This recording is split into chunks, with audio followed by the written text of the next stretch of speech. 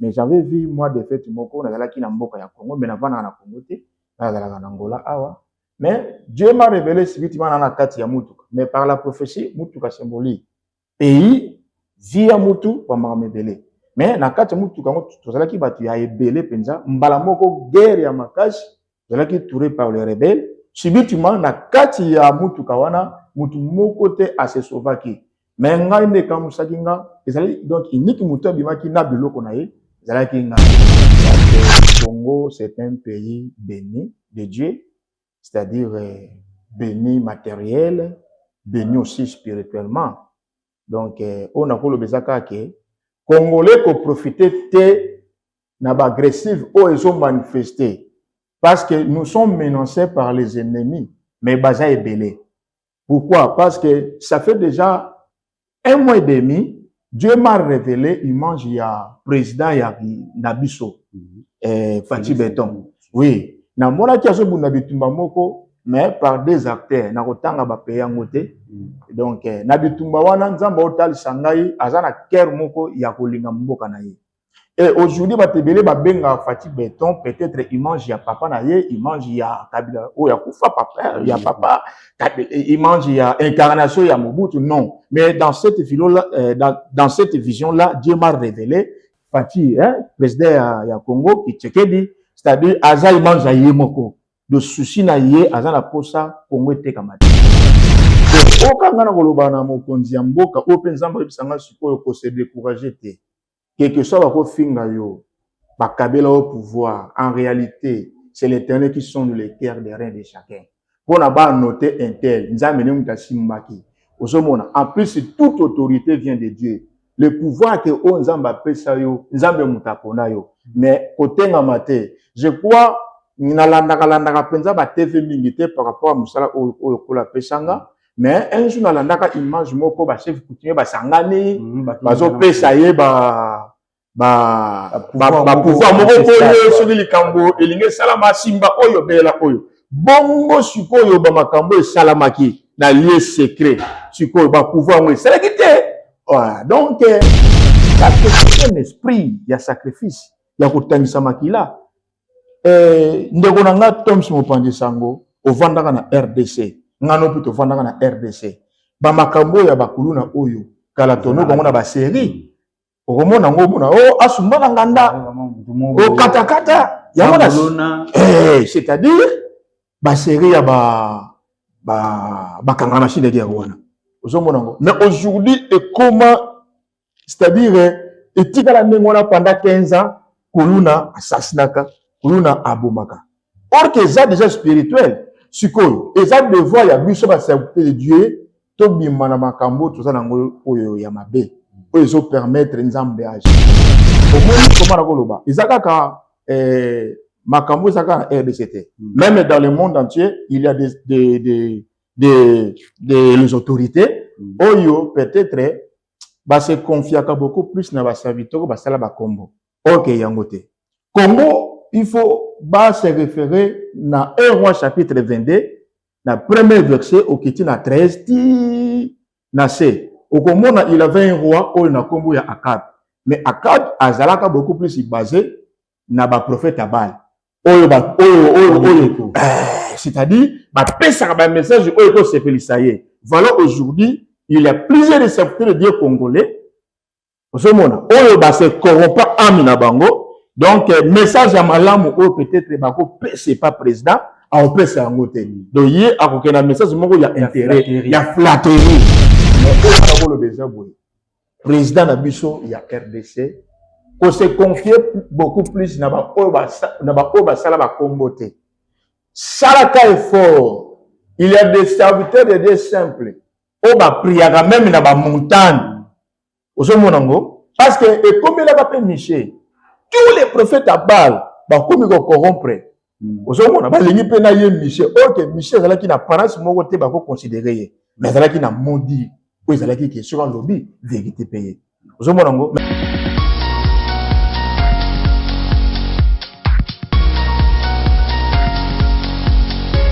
Merci. merci beaucoup Nabalandi à chaîne YouTube Nabiso Toussaint Landi officiel depuis les États-Unis. Merci la maître Vicky pour tout un dimanche tambourana pour que vous avez la vidéo qui tourne vous la chaîne Nabiso Toussaint Landi officiel. Vous s'abonnez massivement. Mboka Nabiso Nabiso Nabiso no soto yebi ezali agressé. Toujours ça l'intérêt, toujours ça la banalise na batu. Et nous sommes le petit ça na prophète Nabiso Paul. Ou azwa pe révélation pour la mboka na biso Congo ils ont bali bosso na yambaye mais na tout ça un officiel les ont bali bosso mais comme c'est un homme de Dieu j'aimerais c'est que asalama prière mobo avant que to banda to sambeli nzamba grâce na tomboli yo pour to nzambe na recommander moment o na maboko na yo oyo tolingi to partager merci nzamba lola moi mukie ya maloba oyo euti pai na yo parce que mboka nyonso etamusamaka na maloba na yo. Malobana yo eleki nyonso quelque soit mokili koki ko décourager mais par ta grâce nzamba grâce to kolonga na recommander travail o na maboko na yo za na biso na bandeki no suka na musala o nzamba grâce pambola bandeko nyonso oyo bandimi afin que basala merci émission oyo pourquoi bateau merci nzamba lola bateau oyo bazonyoka na mboka ya Congo bazala édifié par cette parole même na libanda ya mboka par rapport à ba information mauvais o tozoyoka yum to pesa Congo richesse yomu to pambola mabele ya Congo. Congo to somba yango na mbongo te, mais yomu to ondima yete to benga maba congolais, pe to tonsa na bozu oyo. Par ta puissance de ta parole, force nyonso oyo ko menacer cette terre. Nzamba lola bazika na Congo na Christ. Parce que peuple Israël, force na bango de la kinda likolo menacer te. Biso pe to déclarer take basal na yo nzamba lola, mboka ya Congo, bien sûr les a menacés, mais avec Jésus de Toulonga. Faveur na yo zaliko na biso. Cette émission nzamba lola na lion na maboko na yo tu kete molimo santo au porter mo lokola mo pepe ba nyonso nzamba lola bazali menacer même na Goma tu kete faveur na yo ezali kona bango par cette émission na kombo studio amen. Amen. Alors prophète tu sa prière ezala bon parce que c'est un homme de Dieu quand tu yambi il faut moi bonzambe ezala alors prophète si bobinote tu vis que mboka tu agressé obina la loti nzamba la singa vision mon pona bitumba oyo ezala mboka na biso ilo nyoko bisaba bonne na biso ya Toussaint officiel. Vraiment que Dieu soit loué balandi nyonso balandaka émission na biso ya kombo ya na chaîne na biso Toussaint Landi officiel na chaîne na biso ya Toussaint Landi officiel. Nzambe vraiment pambola yo muto yo o permettre ko zwata na yo ya ko landa émission oyo parce que mi ba se donner na information moko uzala ngo inutile pour mona ka peut-être ba makambo bo ya malamu te oyo ko pesa nzambe le comité mais au permettre aux attenza espace ya ta ko landa émission oyo nzambe a pambola yo vraiment. Je crois na koloba boye soki na osala émission oyo nazape parmi ya mutu moko oyo nzambe achangolu na mokili pona ko pesaka beaucoup plus ba message pe ba information. J'ai de grâce ya ko épargner même batu même mboka donc na sens wana. Donc lolenge toza menacé na guerre na mboka ya Congo. Ngape naza parmi ya mutu moko oyo na monaki défaite moko na kati ya défaite wana nde sengaki na publier image yango to vision yango mais j'avais vu moi défaite moko nazalaki na mboka ya Congo mais navana na Congo te nazalaka na Angola awa mais Dieu m'a révélé subitement na kati ya mutuka mais par la prophétie mutuka symbolique pays via mutu pa makamebele mais na kati ya mutuka ngo tozalaki batu ya ebele penza mbala moko guerre ya makasi zalaki touré par les rebelles subitement na kati ya mutuka wana mutu moko te ase sauvaki mais ngai nde kamusaki nga ezali donc iniki mutu abimaki na biloko na ye ezalaki ngai donc guerre wana vraiment Congo akoki penza ko se défendre donc Congo akoki ko se défendre te or que ezana ba révélation moko oyo ezosenga nini esengeleki tout ça donc c'est ça oyo Congo ezana moyen de se défendre donc eza langage bo eza spécial sikoyo parlant je comprends que ndenge bazobundisa Congo c'est que tokoya. Non. Et ça va pourquoi? Parce que le message d'un prophète va être interprété. Mais c'est ngaka par rapport à Yangolo. Bon, je crois que la Bible dans le livre ya Matthieu chapitre 10 verset 26. Je le vois que bobanga c'est-à-dire batute Pourquoi? Parce que o nganzambe na kolakisa bino na lieu secret bolo belango boye. Donc c'est que la chose qui est révélée dans un lieu secret, Dieu est capable de payer à interpréter yango pe ko pesa balolenge nini Congo koki ko sala pour notre bimana esclavagisme. Donc c'est ça. Ce message du prophète ko pesa na ba peuple congolais au bazali na ba territoire occupé na ba rebelle. Bon, message on a kolo bezaka que eza on a kolo ba sur la haine, hein? Parce que Congo c'est un pays béni de Dieu, c'est-à-dire béni matériel, béni aussi spirituellement. Donc on a kolo bezaka que Congolais ko profiter te na ba agressif ou ils ont manifesté parce que nous sommes menacés par les ennemis, mais baza est belé. Pourquoi? Parce que ça fait déjà 1 mois et demi, Dieu m'a révélé, il mange, il y a président, il y a Nabiso, Fatih Beton. Oui. Na mona ki aso bunda bitumba moko, mais par des acteurs. Na kotanga ba paye ngote. Donc, na bitumba wana nzamba otali sangai, azana ker moko ya kolinga mboka na ye. Et aujourd'hui, batebele ba benga Fatih Beton, peut-être il mange ya papa na ye, il mange ya Kabila, oh ya kufa papa, ya papa, il mange ya incarnation ya Mobutu, non. Mais dans cette vision-là, dans cette vision-là, Dieu m'a révélé Kabila Azaïe, pardon, Fatih, président ya Congo, qui Tchekedi, c'est-à-dire Azaïe mange ya moko. De souci na ye, Azana posa Congo te kamate. C'est ça. Suko on va kolobeza ke na esika ke réseau bunda topé na capitale na Kisasa, c'est-à-dire Congo ko profiter te na ba désordre oyo ko tangisaka makila ba mangame belé parce que c'est combat au toujours bunda eza spirituel pesa pe charmé mais ça basé beaucoup plus spirituellement. C'est ça. Parce qu'on a besoin qu'on a vision zo ki na bi ke noté aux ari place mo be mutabima kité expliquons bien lo ko na zo maintenant vision aux zo ki bena bona ko mutuka wana. T'as cité comment la Koloba, au moni, tant déjà, vous a déjà entouré par les rebelles. Tant vous a déjà entouré par les rebelles. Et c'est ça que, tant vous a déjà entouré par les rebelles. Tant vous a déjà entouré par les rebelles, vous avez sous une capacité, mon côté, ou peut-être pour se défendre.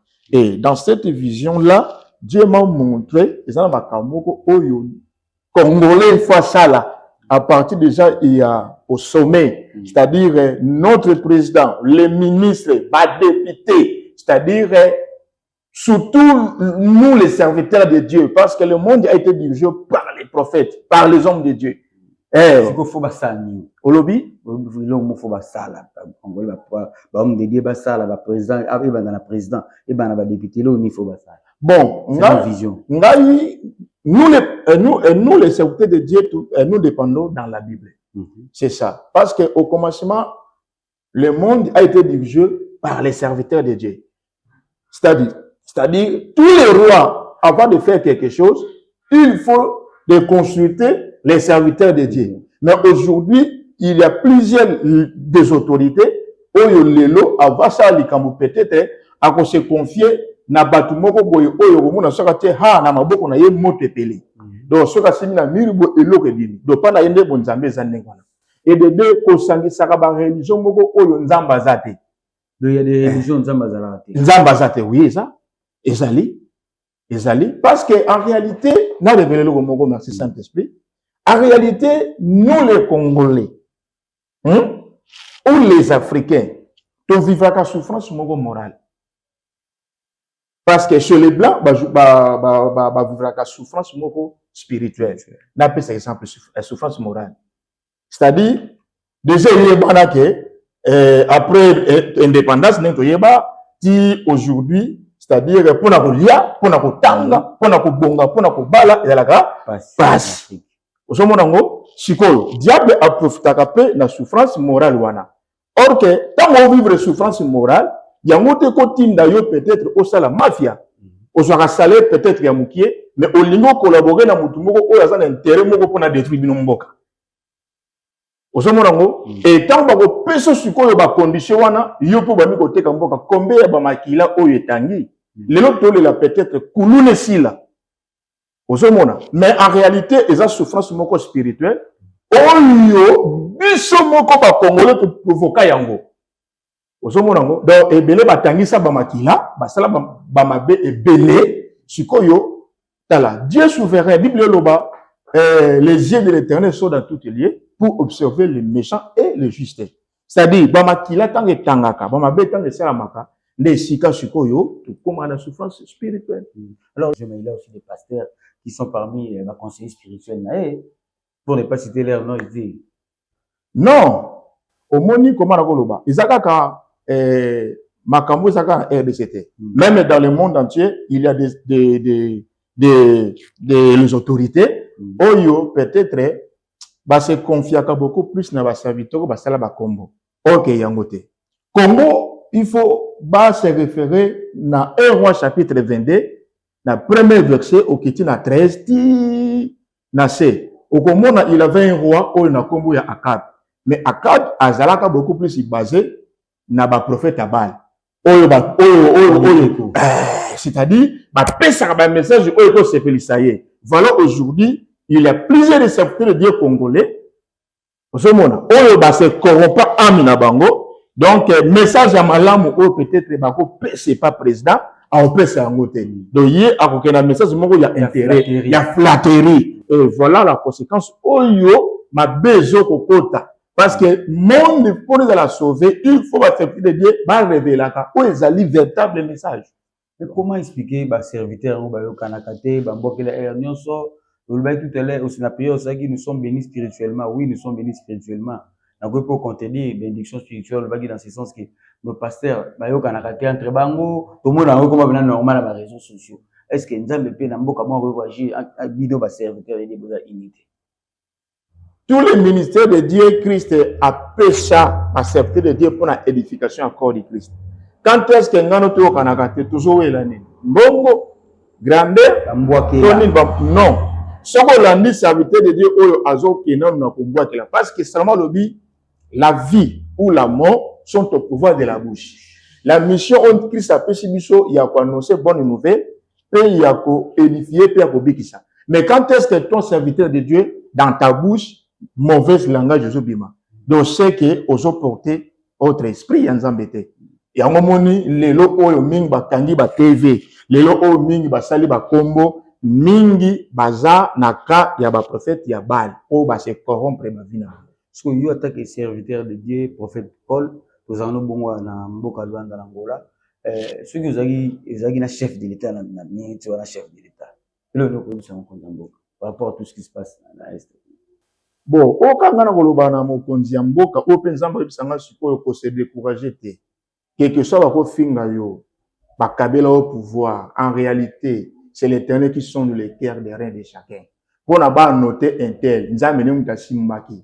En plus, toute autorité vient de Dieu. Le pouvoir que on Nzamba Pesayo, Nzambe Mutaponayo. Mais, côté Namate, je crois, Nalandaka Penza ba TV Mingité par rapport à Moussala Okola Pesanga. Mais un jour, dans la image, moko ba chef coutumier ba sangani, bazo pesaye ba pouvoir moko koyo sur le kambo elinge salama simba oyo bela oyo. Bongo sikoyo ba makambo e salamaki na lieu secret. Sikoyo ba pouvoir mo selekité. Voilà. Donc Congo ça détruit na évangile. De comment que tu n'as caché des prophètes stéréo tabi ba chef coutumier ici ba suscité pour balata ba veste et aka quoi il mo balata ba veste. Batika ba tenue traditionnelle. Yango esimbate. Donc c'est que la puissance charnelle a des mesures. Parce que la puissance de Dieu n'a pas de mesures. Parce que tant qu'on a pouvoir, attends la tivesse, esprit la tagelambate, c'est ça. Donc, esprit, il a une force surnaturelle. Oh, oui, pour la oui.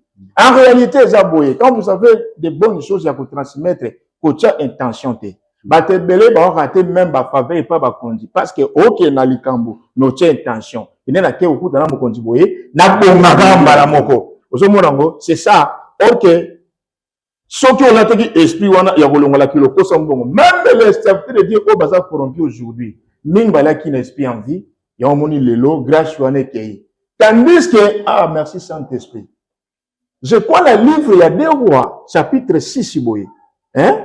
Bible Zoloba, il avait un roi, il y a Israël, c'est-à-dire prophète Moko Élisée, Azala qui a fait le Cambé Salama. Il faut nous révéler prophète Wana, à que nous voyons de sa roi, Makamboyo, roi Siga, tout ça là, na Katiani, ya chambre. Vous avez vu, Chikoyo. Tango grâce et poussani Moshika, et n'est pas aussi prendre yo. Vous avez vu, or que Amos 3:7, il dit, Dieu ne fait rien sans avoir de révéler à ses serviteurs. Makambo ko sama na lié secret. Osomo nango sikoyo. Où est le prophète au badalaki na RDC? Azongi Soussabi, quoi à la parole de Dieu, il serait affermi et à mes serviteurs vous réussirez. Ah oui. Bon, sikoyo nakolo baboye. Nako négliger bassin en zambete parce que il y a aussi les vrais serviteurs de Dieu et il y a aussi des faux. Mais on a nakolo besoin boye. Président Nabiso, il y a RDC, on se confie beaucoup plus dans la Salama Kombote.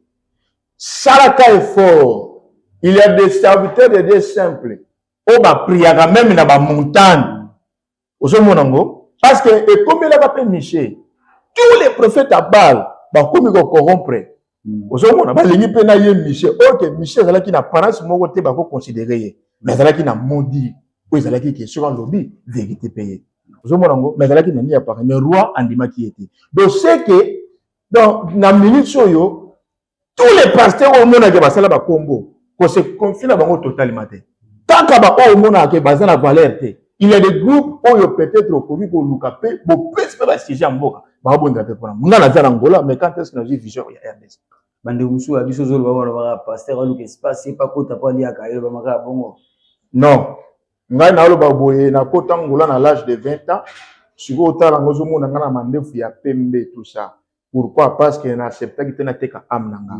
Franchement, na liaka okola pesi ngai. Un vrai serviteur de Dieu, il faut ça la parcours d'un éli. Il faut ndima lipa o anja so ko pesa yo. Il faut ndima parcours o nzamba otinda yo. Pourquoi? Parce que lobby kombo na ekokwa munene. Lelo ba service onga na sala ka mingi ba somba yango. Mais yanga isa ofele. Ozomona ngo yoza présent oyebi makambo na yebisa yo. Ozomona ngo yoza présent, c'est-à-dire grâce au ngana za nango ebele basombi yango. Jamais ngana ko luka espace na bimate. Jamais. Prophète wana pour maïso fikaza wana ndeba doit finga raye. Donc monsieur ba ki faut ba luka na biso ça qui passé émission précédente. Te faut ba luka ye pe na ndenge ya bakoko. Ya za solution présent moni solution. Yo le sukota prophète wa non à se confier na ba o ba yeba na te aluka ba to tam sustom su ba yeba na ma pété mais o ba sala ba prière solo ko te ma mo ezaka neti. Bon, na lo ba boye, télé ça le ko la paix vie éternelle. Subitement minute ko ezokende. Mais yo joie o ezale nécessaire. Donc congolais ko lia na ko bomate, ko lia na ko yibate. Congolais au sa peuple moko sacré. On dit que na un message moko na 2019 pasteur moko azo aoteya. Ndeko moko so modéré mba moko anuko parla la na lobby boye bino bato bobengaka ba congolais balanga, c'est-à-dire nganzambe na télévision et pe nanga na likolo moto nyonso oyo akobenga lisusu congolais langa parce que au moins na vita on a le sacrilège ça na RDC, c'est-à-dire kuluna espion ndenge yabo ba yebate lelo to koma na premier ministre ya justice comme nani ministre de la justice Constant Mutamba. Si, c'est-à-dire, idée oyazanango, peut-être tout le monde a ma bête, mais spirituellement, ils appellent sacrilège. Idée on est ma bête.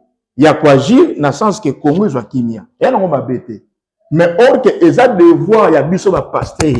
Mais nous les serviteurs de Dieu, tous sous devoir il y a ba nzambete. Osomona. Parce que c'est un esprit, il y a sacrifice, il y a kotangisa makila. Ndeko nanga Toms Mopanzi Sango ovandaka na RDC ngano pito ovandaka na RDC ba makambo ya bakuluna oyo kala tono bango na ba série okomona ngo mona o asumbaka nganda o katakata ya mona c'est-à-dire ba série ya ba kanga machine de wana ozomona ngo mais aujourd'hui et comment c'est-à-dire etikala ndengona pendant 15 ans kuluna assassinaka kuluna abomaka. Or que ça déjà spirituel, sikoyo, et ça devoir ya biso ba serviteur de Dieu, to bimana makambo to ça nango oyo ya mabe pour les permettre nzambe agir. Parce que le président a des besoins de messages exacts comme Nebuchadnezzar dans Babylone. Il avait plusieurs de magiciens, mais un homme simple comme Daniel n'est à conquérir mon thème Yawa. Biso moko ndenge moko pe to banga nzambe afin que to pesa ba message moko exact. Ça fait déjà 10 ans na mona drapeau Congo na Samaye. Pour le monde que mboka Congo eza musika spirituellement. Mon drapeau attaque peu congolais.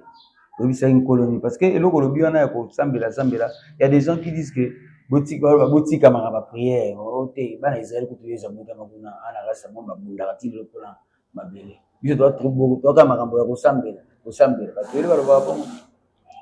Bon, ngana ko loba boye et na mutu moko te nzamba tcha apesa grâce et réclamer les mains. C'est un pays béni.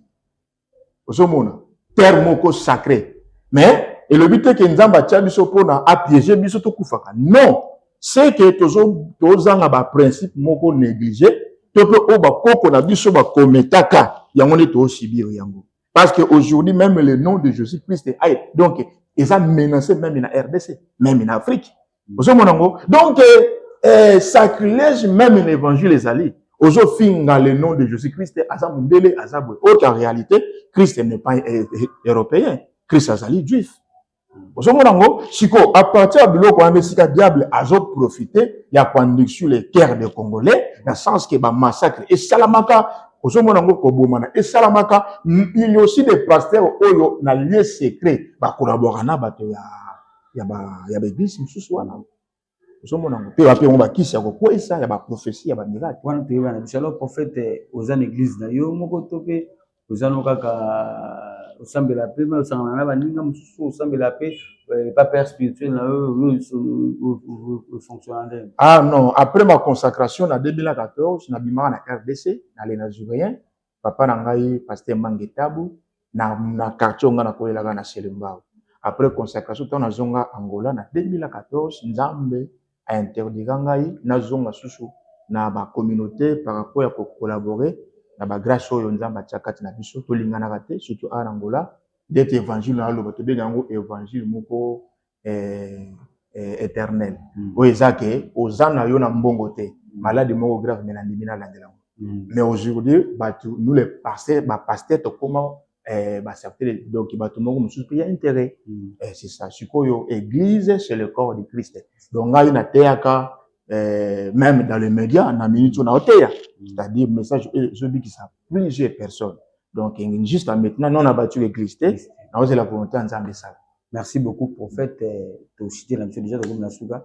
Et puis que tu as tant et sur le mot qui wana or pour le tour de la Camarama Congo. Sikoyo, en tant qu'un homme dédié, message particulier dans la peuple dédié, et la vision dans la peuple congolais, surtout dans le territoire des occupés dans la rebelle. Message n'a pas le bateau, font dans le livre, il y a ceux qui n'ont pas beau sanaté. Livre, il y a Naoum. Ils ont un livre mongo prophétique. Ils ont deuxième livre où il y a complété message à Jonas. Parce que Jonas, nous avons appelé une mission à Ninive, à terre, évangile, à répétence. Pourquoi c'est là qu'il vit du mot abominable, c'est-à-dire nengi to tanga kana na Sodome et Gomorrhe, nengi samaki, nengi pe ba makamsu c'est samaki kuna. Peut-être verset au chapitre on a eu du samoa nanzam. Peut-être ba musu ba yebi yango pété. Naoum chapitre 3 na premier verset. C'est-à-dire ezali deuxième continuité à message au Jonas a terre kana kata Ninive. C'est que terre à Ninive, ils allaient qui terre moko abominable. Mais dans le message, il y a Jonas Tanga Kendaka, il y a Kendaka Penza, pour condamner Bango, que dans 40 jours, Dieu détruira Ninive. C'est ça. Tant que mon continent peuple va se repentir, Bible Zoloba, après quelques années, après un siècle, c'est-à-dire, peuple wana bazonga susuna, makambuya sacrilège, abomination. Les Sikamza Mesikoyo a obligé qu'il Naoum a commencé le livre. Bible le dit dans le chapitre 3, quand le premier verset, malheur à la ville sanguinaire, plein de mensonges, plein de violence, et qui ne cessait de livrer à la rapine. C'est-à-dire, malheur na mboka oyo, bolinga kotangisa, bamakila. Oyo tondi beaucoup plus na lukuta. Violence, toujours mon ango. C'est-à-dire, bato, bakomi ko la violence, même dans l'évangile, même dans la vie boye, ko détruit la vie à bato, ma bezo leka. Ozo boto la mutelo na makasi.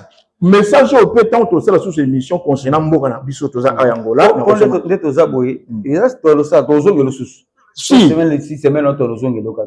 c'est ça. C'est ça. Même les Angola, ils ont partenaire avec ces autres. Je crois tant que le bela pour na peso mboka Angola, message au peut zonge. Sikoyo malheur. On a le bezabe peuple congolais au kolonga bitumba oyo na kobomana te. Ozo détruire ndeko na yo congolais. Bitumba oyo eza ya likolo. Na otoko lo baboye. Nzamba revela kingai bazo compagnie baolanda basala président mabe na deux acteurs na kopesa komba pays wana te. Donc pour mona ke yemo kona na zape danger. Mais na kata vision na eloko pambolaki donc et pambolaki nzambe notre président azana makanti moko ya mabe te pour na mboka na ya Congo.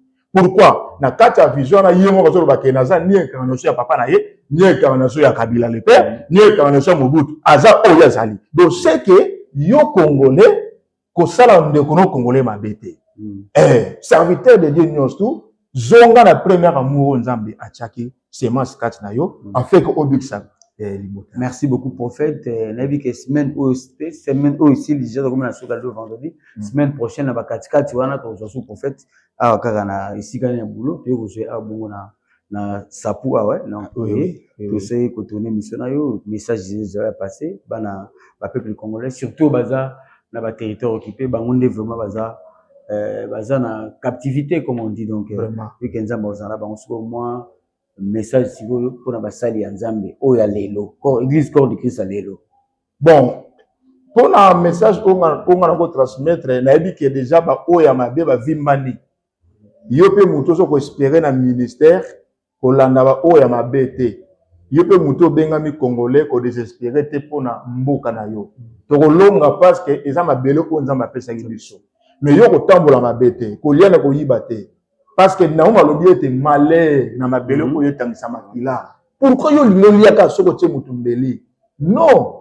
C'est-à-dire eza déjà abomination oyo makila mutana ezo ganga. En plus bazoka ki bo continue ko tangisa makila te. Ena mutu moko te oyo otangisa makila, on so ko kontimba na moko jamais. Oko zo angote. Donc c'est ça. En plus, yo pour répondre makaka te soki yo fo oyiba to boma jamais. C'est-à-dire zongela première mot wana pe kolanda ba église oyo to kolobelango na deuxième émission, l'église oyo kaka isakola ka kolanda yango te. C'est-à-dire landa esika oyo bazo tombola Christ etaka nzambe. Te circonstance auto traverser ya chômage, ya nzala tout ça et pengusa yo te. Nzamba yebi a opambola bina yo. Et c'est là que nzambe peut pambola ne wana biso tom simo pandi sango elongo na ndeko na nga viki oyo andima penza ko sala musala oyo na ba valeur moko ezake accepter ko pesa matériel na ye pour intérêt ya nzambe. Pourquoi pas te nzamba pambola frère oyo frère na ngai kende liboso le kaba enoso bake ko simba bakisi yo ndeka bango ofongwama espace oyo nzamba memango même na ba Canada kuna balanda émission makambo nzamba ko sala yo moko okamo. Merci beaucoup, prophète Paul. Bon, nazolo bakaboye na parcours na ngai na nyoka maki mingi.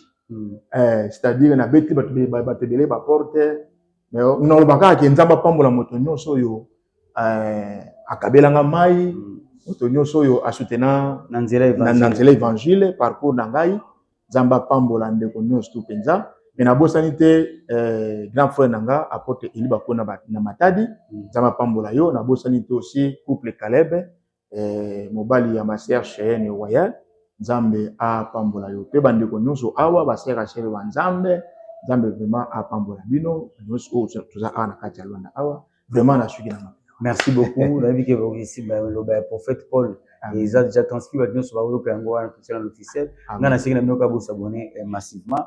La pesimbote na mère nanga na Glams la condoléance a présenté ma condoléance à Otagi Obungisa à Libota nae donc maman Nina Glams mes condoléances à vous. Ici, vous avez Bruxelles, vous avez vu que vous avez voilà pour insérer Tozara, la marque Tozara.